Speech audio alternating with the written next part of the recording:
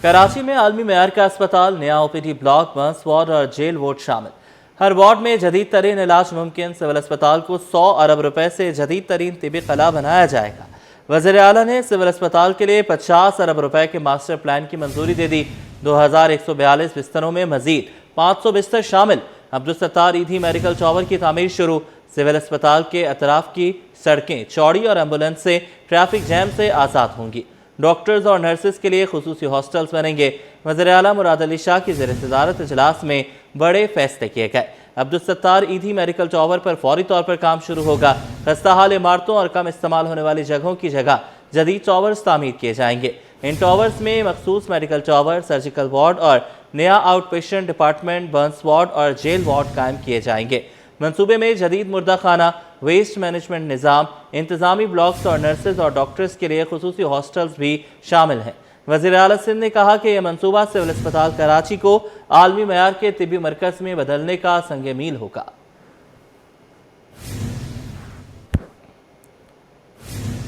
Sindh secretariat सरकारी गाड़ियों का कबाड़ खाना बन गया। अरबों रुपए के वसाइल ज़ाया, नकारा गाड़ियों का अंबार लग गया। महकमे बल्दियात की दर्जनों गाड़ियां लवारिस हालत में खड़ी हैं। चीफ सेक्रेटरी के अहकामात भी नजरअंदाज। अफसरशाही की बेहिसी सरकारी गाड़ियां सड़ने लगी।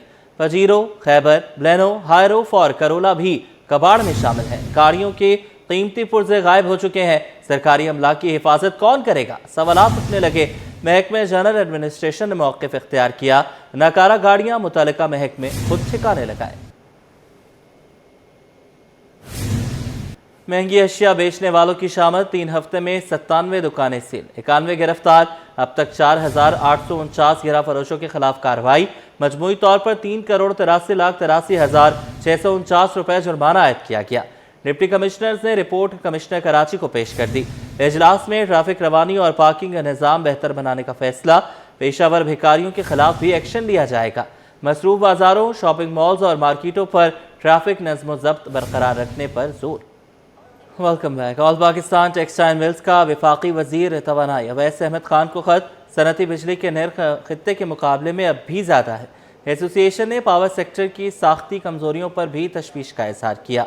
अशरफ खान की रिपोर्ट। तरक्की में बड़ी रुकावट, ऑल पाकिस्तान टेक्सटाइल मिल्स का वफाकी वजीर तवानाई ओवैस अहमद खान को अहम खत। एप्टमा का वफाकी वजीर से फौरी पॉलिसी इकदाम का मुतालबा। All Pakistan textile mills association ने पावर सेक्टर की साख्ती कमजोरियों पर तशवीश का इजहार कर दिया। पाकिस्तान में सनती बिजली तकरीबन 12 सेंट फी यूनिट, जबकि इलाकाई मेयार 7 से 8 सेंट फी यूनिट है। एप्टमा ने खत में सस्ती बिजली के जराए जैसे थर्कोल और विंड पावर मुकम्मल तौर पर इस्तेमाल न होने का इंकशाफ भी कर दिया। खत के मुताबिक ट्रांसमिशन मसाइल के बायस जनूबी सस्ती बिजली शुमाली मरकज तक नहीं पहुंच पा रही। इजाफी पैदावारी सलाहियत के बावजूद ईंधन लागत और टैरिफ में इजाफा हुआ है। खत में बरामदात के फरोग के लिए मुसाबकती बिजली जरूरी करार दे दी। माली साल 2024-2025 में कोयले से सबसे सस्ती बिजली थर एनर्जी और थल नवा पावर 330 मेगावाट के प्लांट से फी यूनिट बिजली 10.67 रुपए फी यूनिट फराम की गई। एंग्लो पावर जिन थर 660 मेगावाट प्लांट से 12.77 रुपए फी यूनिट।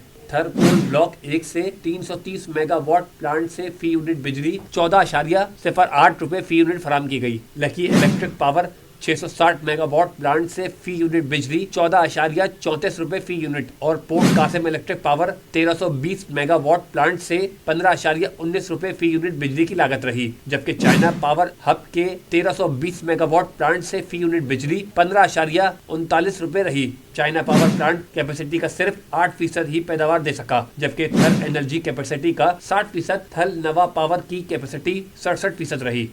मशरिक़ वस्ता की जंग से कराची के ताजर मुतासर। कराची चैम्बर ऑफ कॉमर्स के कायम मुकाम सदर ने तहफ़्फ़ुज़ात का इजहार किया।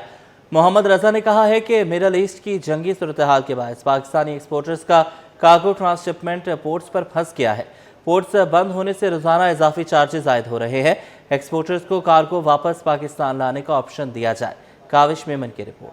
मिडिल ईस्ट की जंग पाकिस्तान पर भी मनफी असरात। कराची चैम्बर के कायम मकाम सदर का बड़ा मुतालबा सामने आ गया। मोहम्मद रजा ने कहा कि जंग के बायस पाकिस्तानी एक्सपोर्टर्स का कार्गो ट्रांस शिपमेंट पोर्ट्स पर फंस गया है, जिससे बरामद करंदगान को शदीद मुश्किलात का सामना है। वेसल्स की आमदोरफ्त मुतासिर होने के बायस कार्गो पर रोजाना इजाफी चार्जेस आयद हो रहे हैं। उन्होंने मुतालबा किया कि हुकूमत एक्सपोर्टर्स को ये ऑप्शन दे कि अगर सामान अपनी मंजिल तक नहीं पहुंच सकता तो उसे वापस पाकिस्तान लाने की इजाज़त दी जाए। मैं ये समझता हूँ कि इस चीज़ को भी देखना चाहिए कि जंग शुरू होने से पहले बहुत से पाकिस्तानी एक्सपोर्टर्स ने जो कि मिडल ईस्ट के लिए transshipment as a port use करते थे, उनका बहुत सा कार्गो जो है वो उन ट्रांसशिपमेंट पोर्ट्स पे पड़ा हुआ है और डेली चार्जेस इनकर कर रहा है, क्योंकि वहाँ पे पोर्ट्स बंद होने की वजह से, वेसल्स कॉल ना करने की वजह से उनका कार्गो आगे नहीं जा पा रहा है अपनी डेस्टिनेशंस तक, तो स्टक हो गया। तो गवर्नमेंट को ये भी देखना चाहिए कि अगर यहाँ से फीडर वेसल पाकिस्तान से कोई मिडल ईस्ट की तरफ कुछ सामान लेके जा रहा है, तो जो वहाँ पे जो लोग हैं, जो एक्सपोर्टर्स हैं, जिनका माल वहाँ फंसा हुआ है उन पोर्ट्स पे,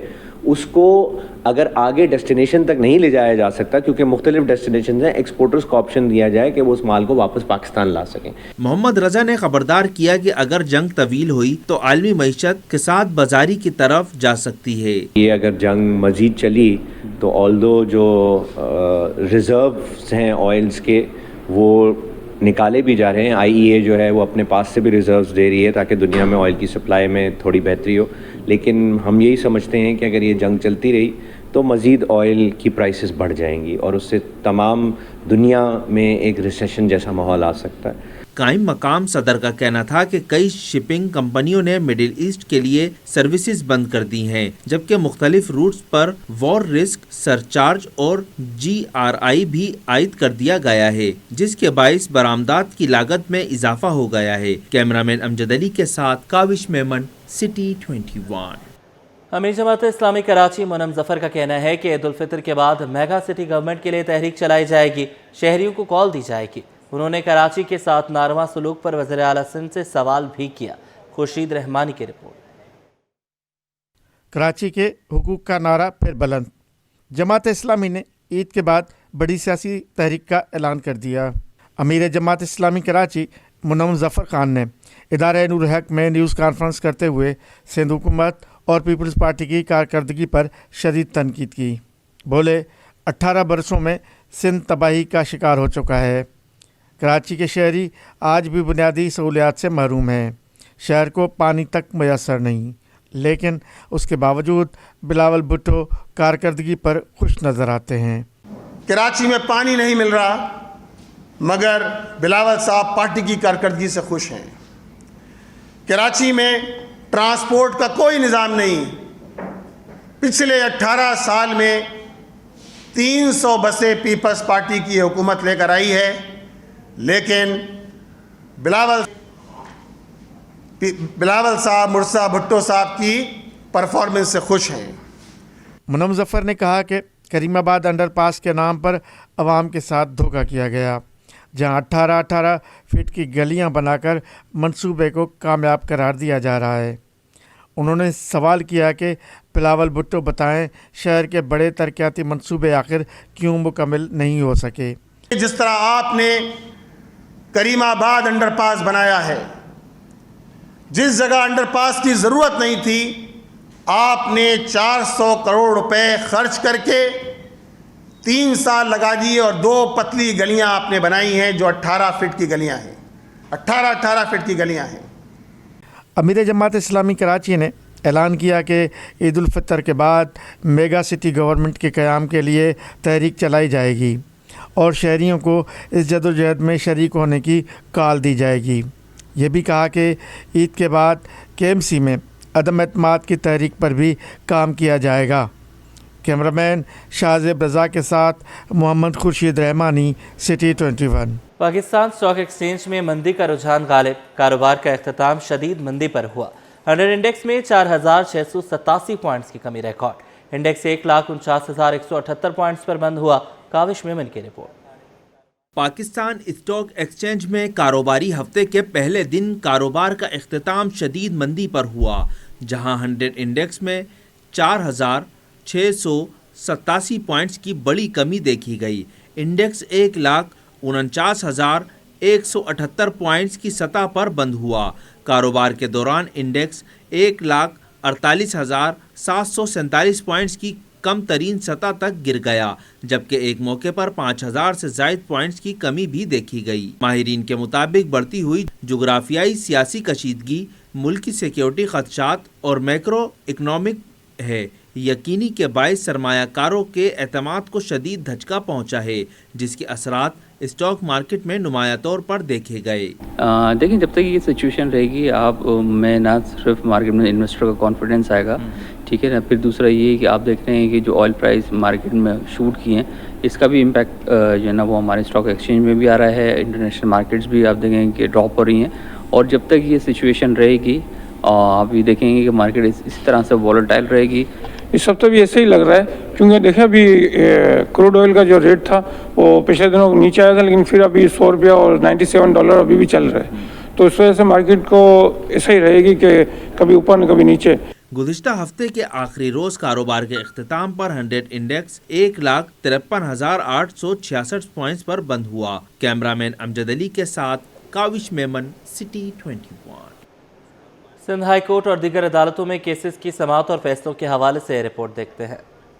سانحہ گل پلازہ کی تحقیقات کے لیے جوڈیشل کمیشن متحرک۔ جوڈیشل کمیشن میں سی ای او واٹر کارپوریشن احمد علی صدیقی نے جواب جمع کرا دیا۔ آگ لگنے کے بعد 7 قانونی ہائیڈرنٹ سے پانی فراہم کیا گیا۔ اطلاع ملتے ہی ایمرجنسی نافذ، مختلف ہائیڈرنٹ سے واٹر باؤزر فوری روانہ کیے گئے۔ سندھ ہائی کورٹ آئینی بینچ میں 11 لاپتہ افراد کی بازیابی سے متعلق درخواستوں کی سماعت ہوئی۔ پولیس نے 3 لاپتہ افراد کا سراغ لگا لیا، 2 کو جرائم کے شبہ میں گرفتار کیا گیا۔ عدالت نے دیگر لاپتہ افراد کی بازیابی کے لیے آئی جی سندھ سے رپورٹس طلب کر لی۔ انسداد دہشت گردی عدالت کراچی سینٹرل جیل میں قتل اور دہشت گردی مقدمے کی سماعت ہوئی۔ ایم کیو ایم کارکن محمود سناٹا کے وکیل نے عدالت میں بریت کی درخواست دائر کی۔ پولیس کے مطابق ملزمان نے پلاٹ قبضہ تنازع پر فائرنگ کی، ایک شخص ہلاک ہوا۔ سندھ ہائی کورٹ آئینی بینچ میں شاہ لطیف ٹاؤن میں مبینہ مقابلہ کیس کی سماعت ہوئی۔ عدالت نے D I G special branch کو 1 ماہ میں انکوائری مکمل کرنے کی ہدایت کر دی۔ عدالت نے آئی جی سندھ کو اہم کیسز کے لیے سیکیورٹی ایس او پیز بنانے کا حکم دے دیا۔